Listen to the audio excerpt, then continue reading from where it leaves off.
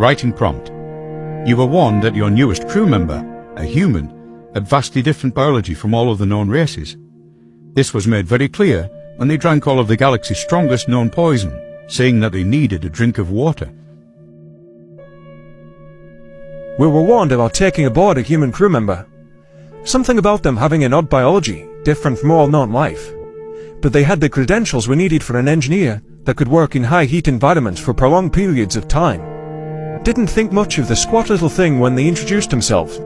Can't even tell whether it's male or female. Maybe they're hermaphrodites. That's pretty rare, but the environment suit it wore hid all the details that might have betrayed its nature to us. They were polite, quiet and dutiful, never complaining, only interested in working and hanging out in that biosphere it packed in one of the hangars, saying it needed a small contained environment like its home, which is rare, but not unheard of. Possibly it breathes an unusual gas like argon or pure helium or something. Who knows? If anything, it seemed the least weird crew member, considering the sort of life forms I've worked with before. At least this one doesn't seem to drip corrosive acid everywhere, or requires to be made once every rotation, or it explodes. But I finally found out what made the human biology so unusual. When some of the other crew members wanted to invite the human to a game of Paradox Voice-Try and Draw, the human cautiously accepted. And it went fairly well, until they opened a bag and revealed a pressurized container with the words dihydrogen monoxide on it.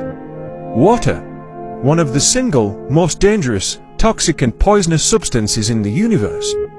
The human didn't notice, but we were all struck with fear, and worse, when they replaced a similar container on their environment suit, and through the suit's tinny speaker came the voice of the human saying, "Ah, lovely. Really needed that drink of water there." The human wasn't charging a weapon. They weren't going to suddenly poison us. The human was drinking water. I had to ask. If I didn't, somebody else might have, and they'd have been less subtle. Need a drink often? The human shrugged. Yeah, it's slaked my thirst. Prefer some alcohol personally, but water is better to keep the head clear during a game. Alcohol? Another highly toxic substance. Suddenly the crew were a lot more quiet, but the human didn't notice much.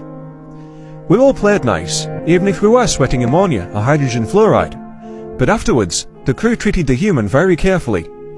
And me as the captain, I decided to look into what the human was replicating.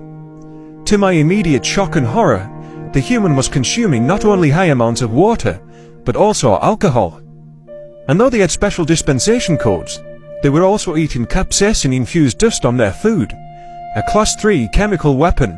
Worried, I looked up human biology, and found that the more I understood, the more distressed I became.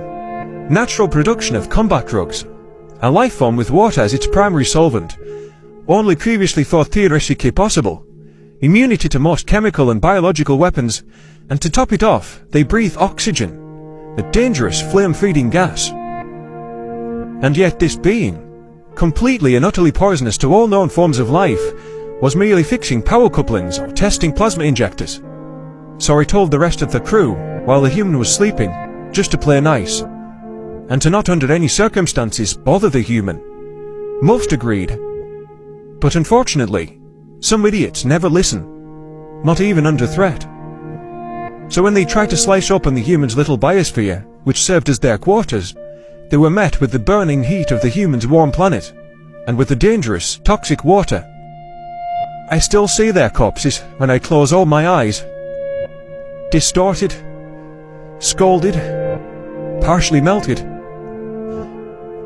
I had to send them home in sealed coffins. The human said nothing, only kept working, and the crew stayed clear of them, not wanting to experience the horrible death that their compatriots had suffered. When we finally got to port, the human was paid, just like the rest of us did, and they left without a word, trying to secure passage on a cruiser full of silicate life forms. I had a quiet word with their captain, warning them that the human had an unusual biology, vastly different. I could have told them the truth, but who would have believed me? A species that drinks and consists of the most deadliest poison known in the universe. Nobody would ever believe it if they didn't look it up themselves, and even then, truth is stranger than fiction, and the truth is there is a race of extremely warm, poisonous beings that eat chemical weapons.